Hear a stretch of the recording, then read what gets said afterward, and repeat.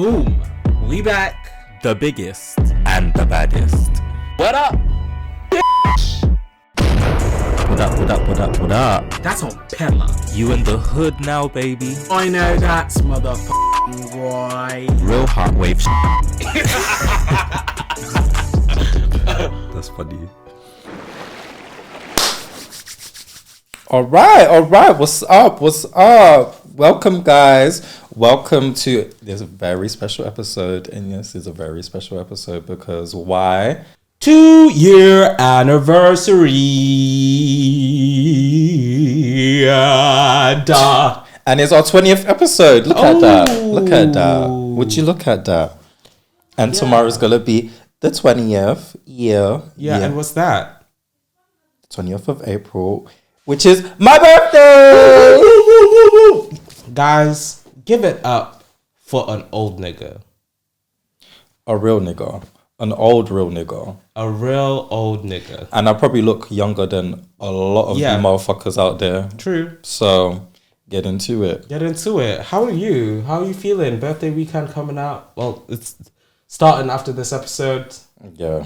I can't wait for it to start because the lead up, terrible.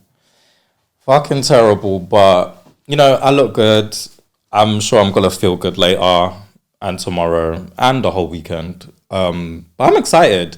It took a while for me to be excited for my birthday, but we here. We made it. We thank God. We made it. And I just can't wait to turn up. Guys, like, literally, I want to be outside. I want to act ratchet. I want to look the fuck good. And I just want to have a fun time with everyone. Enjoyment. That's what we want. No, literally, because April's been a lot. I'm so sorry. This month has been too much. Right. And we're not even gonna like get into all of that because we would be here forever. Literally. Today alone, I could fill up this episode with rants. I'm really trying to keep it together for you guys, but realistically, I wanted to cuss people out when this camera turned on. Not you guys, but people. That was me this morning. So yeah, literally, it's been a day.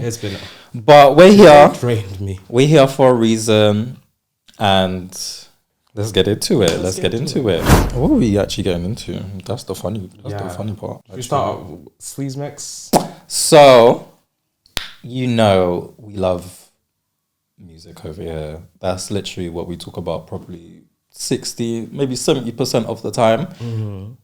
And if you don't know by now,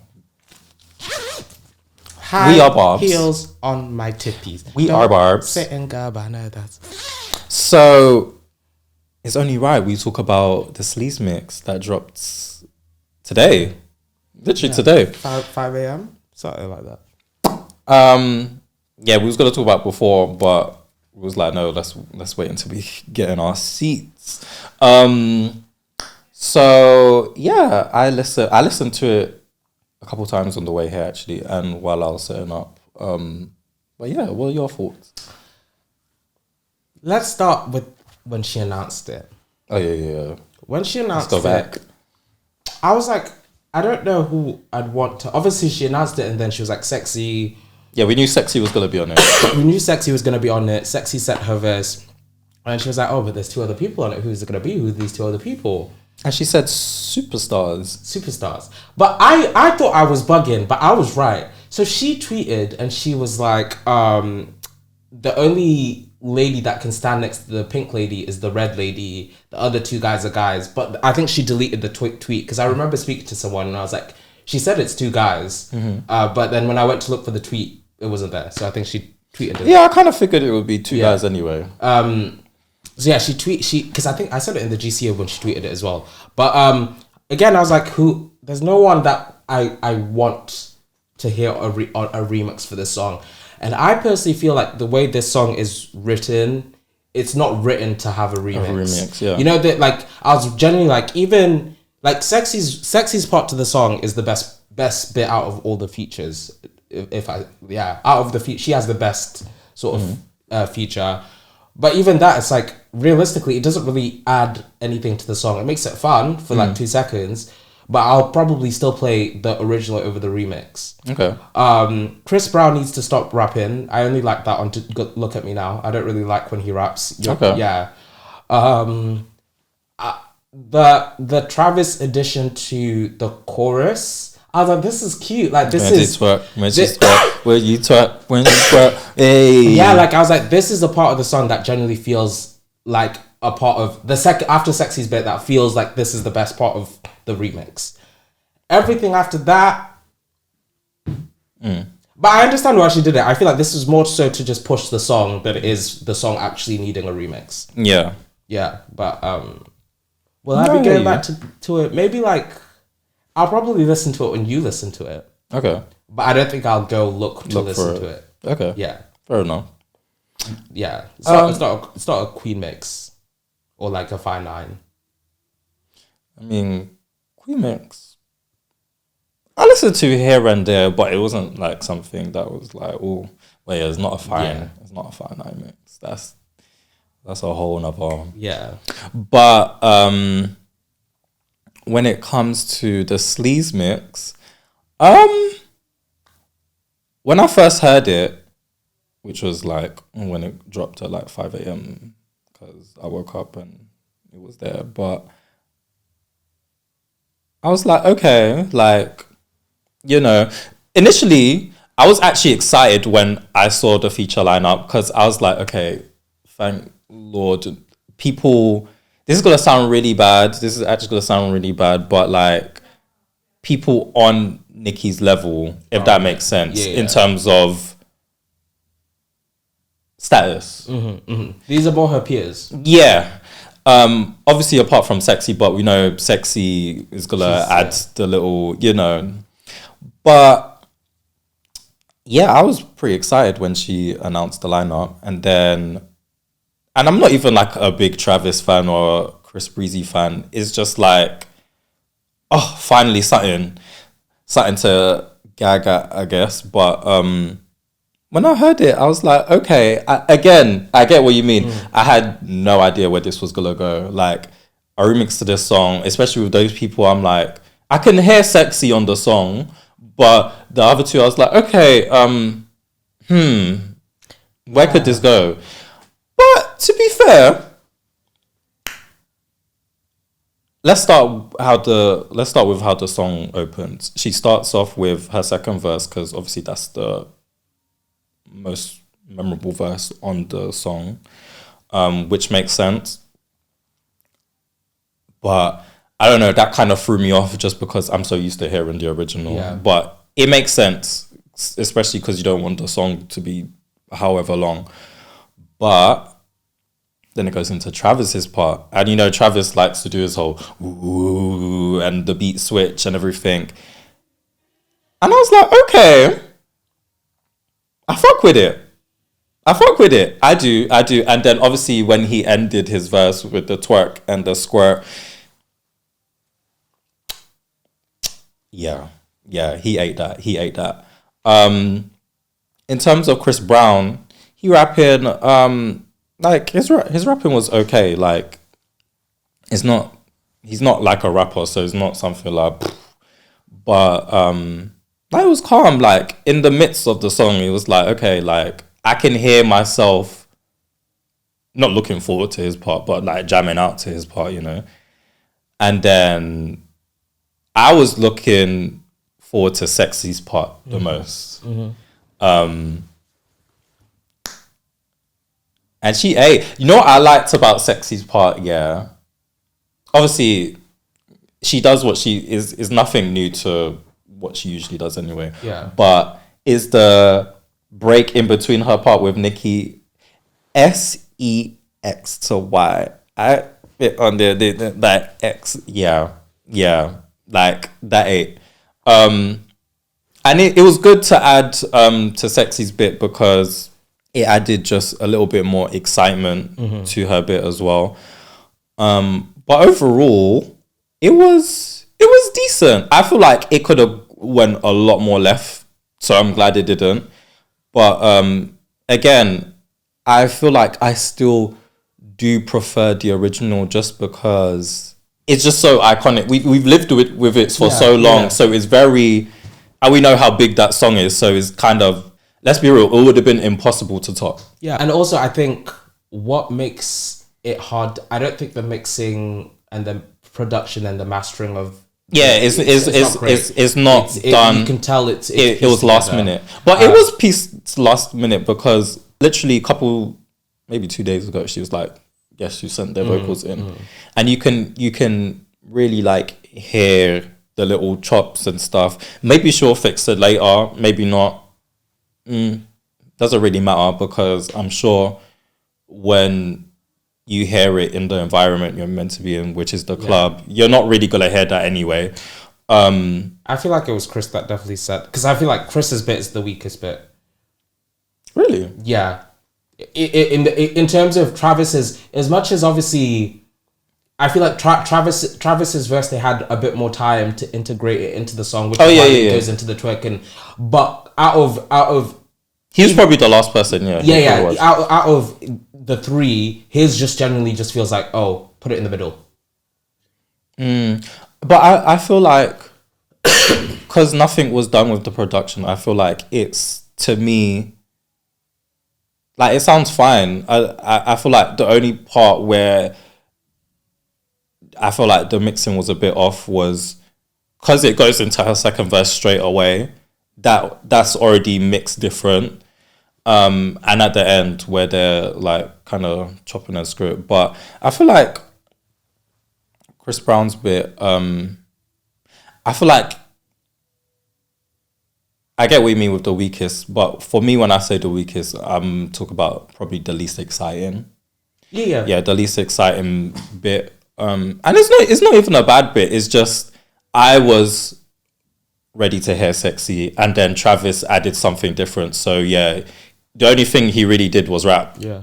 But again, I don't know if I'll probably go out my way to listen to a song like if we're vibing or like, you know, turning up, but I do still prefer the original. Sorry, that's... Yeah, I just feel like in a group setting, you know, when we were doing our YouTube, no one's going to be like, play the sleaze mix.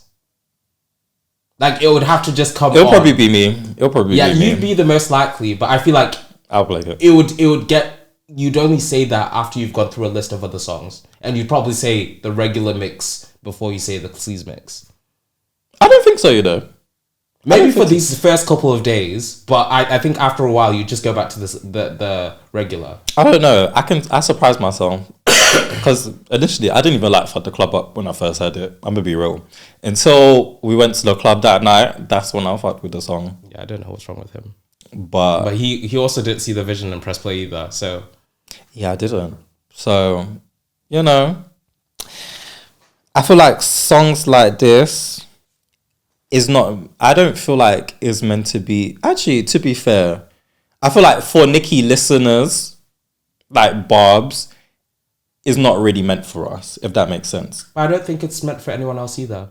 No, I feel like it's meant for other fans. As in, obviously, I think it's meant for Chris Brown fans, and I think it's meant for Sexy Red fans, and I think it's meant for Travis fans. Yeah, that's what I mean. But I don't think necessarily, and maybe this is why I'm just like, I just feel like the song is lackluster. But like, let's say, for example, this song is probably, it is a clubbing song. Like, you're more likely to hear it in a clubbing setting. We rarely hear Nicki in a clubbing setting anyway. Never mind a remix. That's not, do you go? I mean, I hear Nicki in the clubs. No, but even then, it's very, that's when we're like, we could hear her more. Or a lot of the times it's like, oh, they might have played Plain Jane, but they didn't go to Nicki's verse. And that's a common club experience. Okay. Like, if that's not something that doesn't happen. It's a common complaint. So that's what I'm saying. Like, realistically, this is just for the fans to push rather than it being anything for, like, people to play. Because if it was, I think she would have spent more time on the production. And also, she'd have probably sent it a lot of, like, Chris's, like, can you do something different? No, I feel like she liked it, though. I feel like she loved it. But, yeah, I feel like it's more for the other people's fans than the Barbs. I feel like The Barbs will do what they need to do for a week, and if some of the Barbs fuck with it. But I feel like it's more for the Travis listeners, for the Chris Brown listeners, and the Sexy listeners. But yeah, I don't. Other than that, I'm cool with it. Yeah, I'm just like, I'm cool with it. I'll listen. I'll give it my streams. But since we're on the topic of music, Taylor, I'm gonna talk about this quickly. I'm not listening to your album, girl. I tried. I will not be listening to said album because why there 31 songs? Why is there 31 songs? Why did you drop an album and then 2 hours later drop? But the album is another really album? short, you know, like in terms of time wise. For 31 songs, I think when I checked, it was like an hour 15 max. It's not that long of an album. But I will say, Really?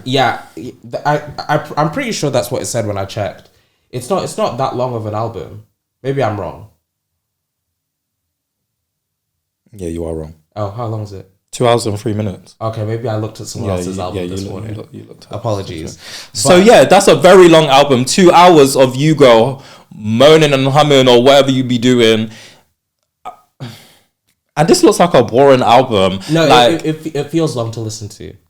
I was listening to it and I was like, realistically, like the first couple of songs, I was like, they make sense for, like, if you're a pop listener, like these will do well on pop radio.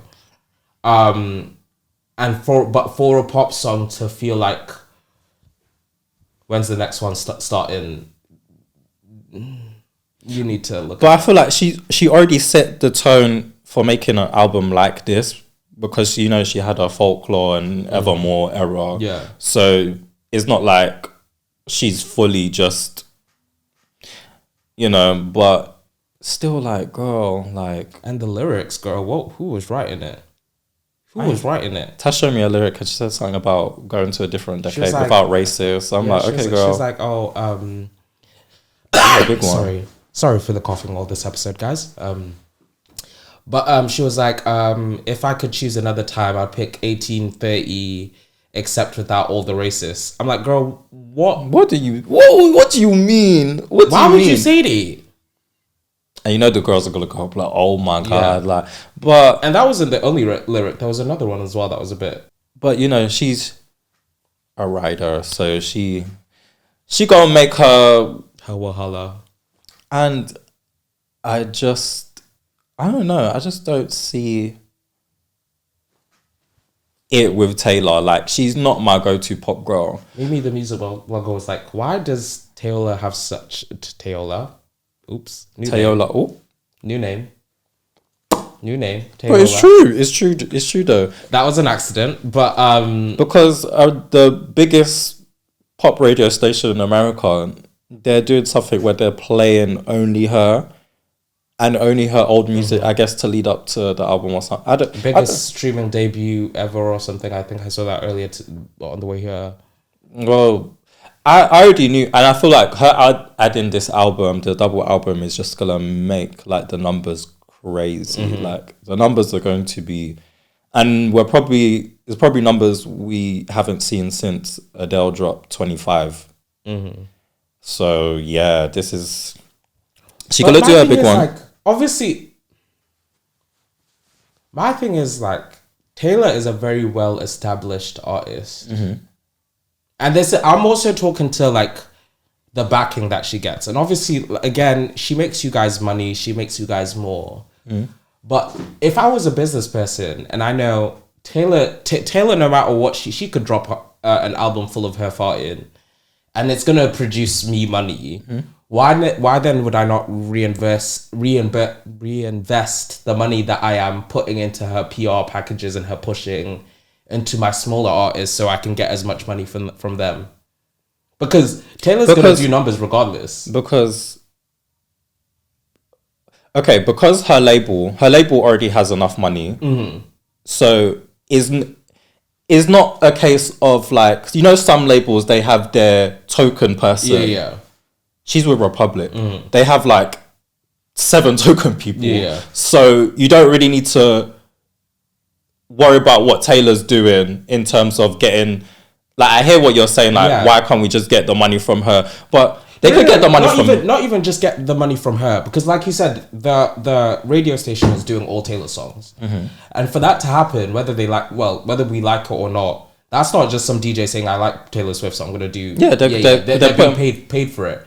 But my thing is, like, to do that, obviously, it's so Taylor does well and the metrics look like the metrics. But her metrics look good regardless. But they want to push her even more. Do you think they're trying to make her a Beyonce for white people?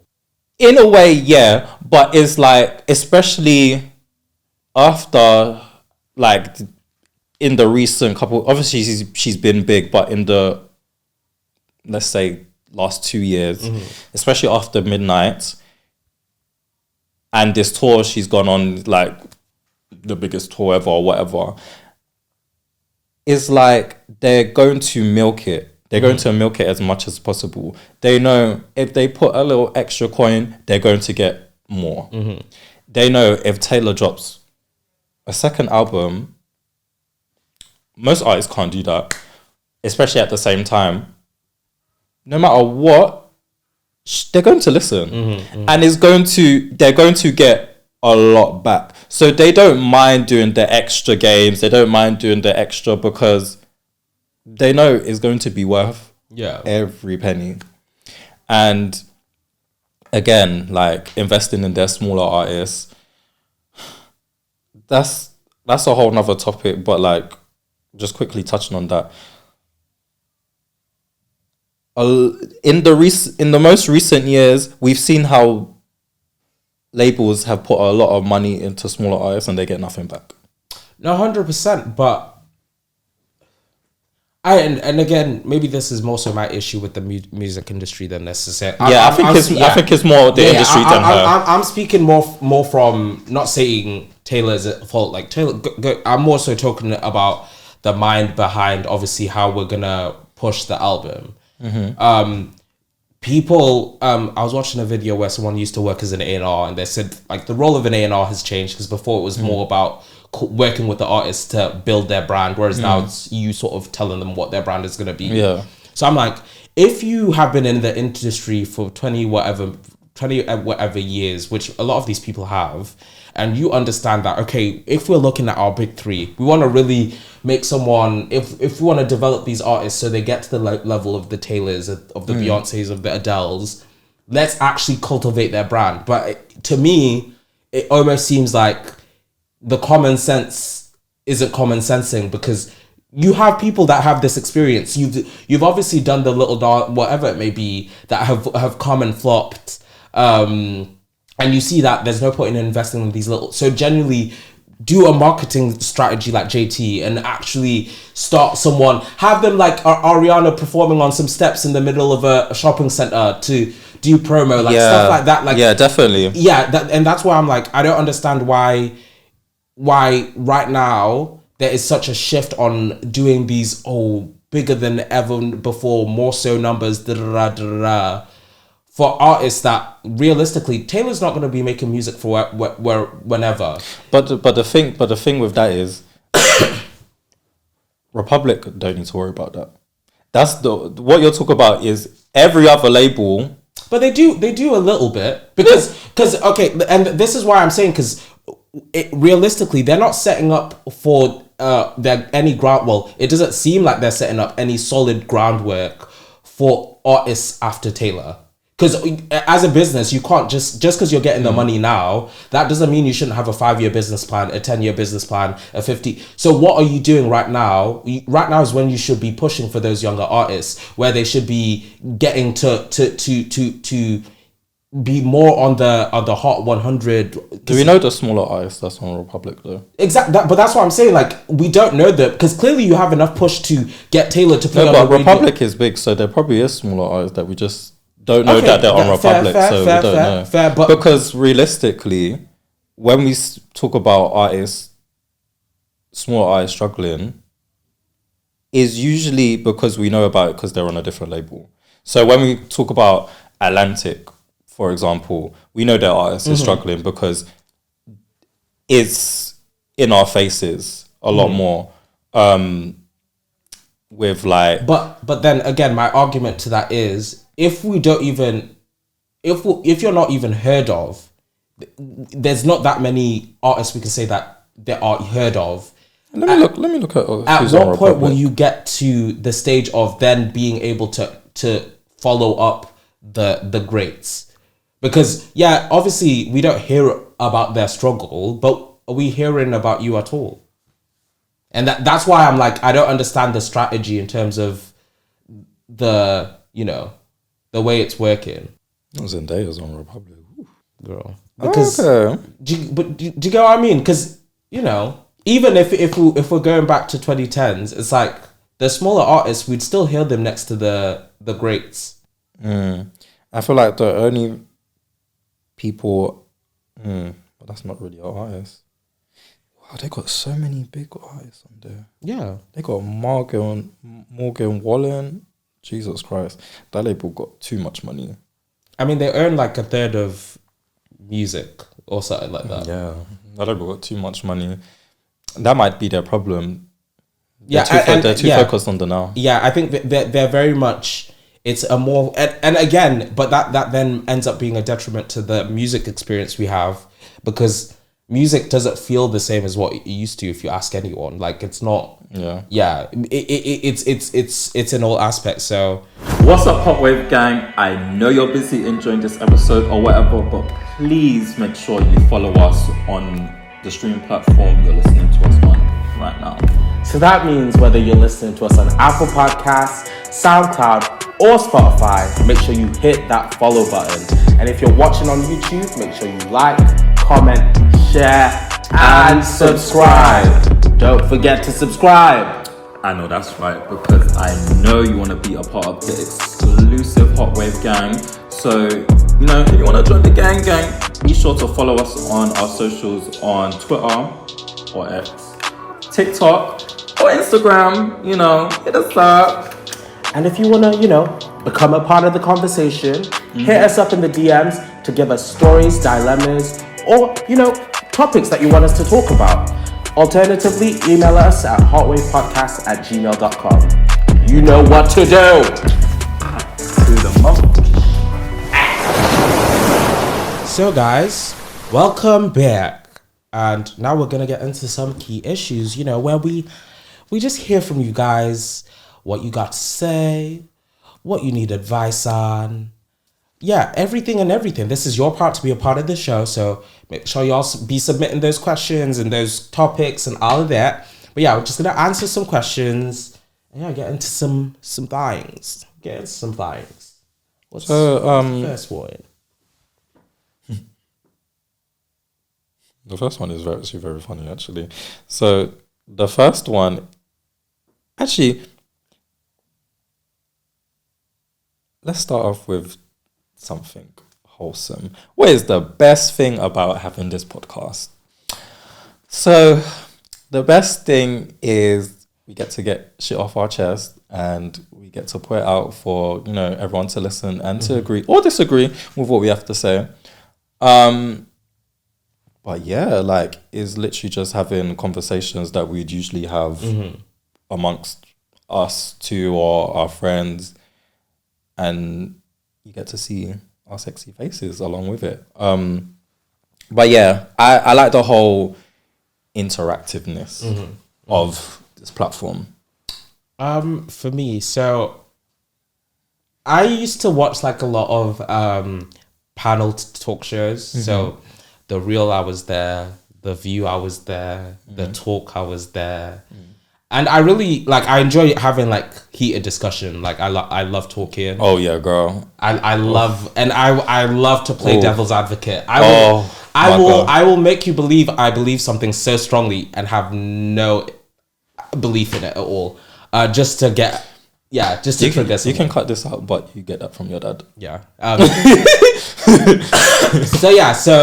So I guess I just love to pretend like I have my talk show, and also, as you saw with last week with Jason's episode, I love to trigger people. Like it's like, but why would you say that?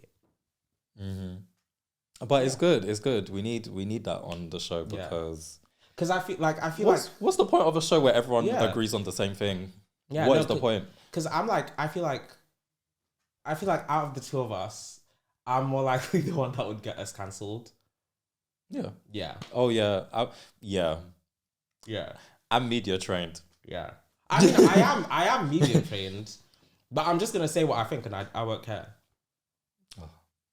That's the power of editing, guys. Because if you've seen so, um. So the next question is, would you have a threesome with one of your friends? who the hell have been asking these? I don't know. It's anonymous. Y'all need to go to church. Why have a threesome? First of all, no. But just because. Oh yeah, you don't do Sharon. Yeah. Yeah. Yeah. No. It could be with anyone. No. The answer is always going to be no for me. Yeah. You got to go. And Biggie too. Yeah, and Biggie too. Well, I am saved and sanctified, so Yes, you would. the answer's no. Okay, girl. Yeah, like She's a freaky gal. She's a sexy gal. no, like girl, I got church on Sunday. So, what are your thoughts on dating someone undetectable? I'm guessing undetectable meaning like if the person has HIV or something like that. Do you want to start or should I start? From my knowledge, I have never dated anyone undetectable or anyone with HIV. And I don't know, this is very interesting because it's something I've never really thought about. Mm-hmm. And obviously, people do have it, but I guess in the back of my mind, and that may be something to do with me, but it's not like the first thought That comes to your mind. when I'm dating someone. Well, naturally, I think with all STIs, we need to learn how to like destigmatize them because I think there is very much an emphasis of, oh, he's got gonorrhea, oh, he's got chlamydia, oh, he's got whatever. He's it may dirty. be. Yeah, and then there's an association with being dirty, but the same way you can get a cough whilst you're going to play football, like it's sickness is it's a disease. You're not gonna be like, someone's got a cough, like stay away from them. And I think that needs to be translated over into our perspective of HIV, just because it's not just unpacking the way we view sex and sexual transmissions, just as sexual transmissions, but this goes into stigmatizations against Black people, where it's kind of Black people are commonly assumed to have HIV, or it's very much associated with Africa. Gay people, very much propaganda of being, oh, HIV used to be a gay disease, all of this, where it's Everyone can get it.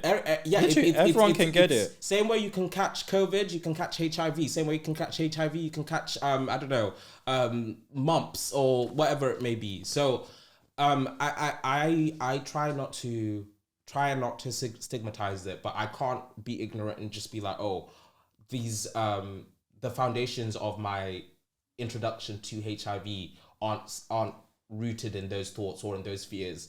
So obviously when if I'd like to think if I was in that scenario, I would be open to it, but I'm not gonna lie and say that I wouldn't have hesitations or fears. But I think it is just then about being very communicative on both parts to be like, okay, this is what I'm worried about. Let's just maybe talk about it a bit more, have that conversation. And this is quite new as well. Yeah, and not in a way to necessarily make the other person feel alienated, but it is important, just as it's important for them to feel safe with their sexual partner. It's also important for you or me or whoever it may be to feel safe during sex with their partner as well. So yeah, just talk about it, really just unpack it. Like, education is the best thing. If you learn more about the condition, learn about research, ways to prevent, and really be knowledgeable on the subject, there's no reason why you should feel any sort of fear or hesitation into dating someone just because they have a disease or an illness that they didn't ask for. So thank you guys, thank you for joining us. Yeah, it's been a good 2 years. Yeah. Obviously, we had that break that we don't speak about in between, but we here. Yeah. You've seen how consistent we've been. Yeah. We've been giving y'all the visuals, unlike some people. Beyonce. Oh, Beyonce, come on the show. I feel like that should become our show. Our gag. No, one day she'll be on the show. Yeah, one day she is. She'll be on the show, and she'll cuss herself, and then she'll be like, Beyonce, come on the show as well, like to like bring it full circle moment. Live in the moment. Live in the moment, Live in guys. the moment. So yeah, make sure to leave a comment on the video. Make sure to like and subscribe. And follow us on our social platforms, which is TikTok, Twitter, Instagram, just to keep updated with, especially when we ask you guys to send us in questions or topics, just to make sure you're there and you can really, get our attention. Make sure to follow me, your hot boy coach, at Marley Mion on everything listed. And follow Me, the wavy captain Taz at WXVY_TAZ, wavy Taz on all social media platform, guys. And, whilst you're in the comments, write down what your favorite episode of the Hotwave podcast has been so far. Scroll back. Or if you're on YouTube, you might have to swipe over to Spotify or Apple Podcasts. Yeah, or something, just because before we became a visual product, we were just audio. We was making it out the mud. We was making it in the out trenches, mud. girl. Like, used to be down bad, but now I'm just okay. Like, so make sure you leave that below. If you're on Spotify, there'll be a poll there. Everywhere else, just find us on social media and also write that there. But yeah, make sure, again, we've liked, comment, subscribe. We've already said that. Follow us. Is there anything else we're missing? If you want to email us, you can do that as well. Yeah. But other than that, that's it. Yeah, hotwavepodcast@gmail.com. And on that note, stay hot. And always wavy. For another year, baby.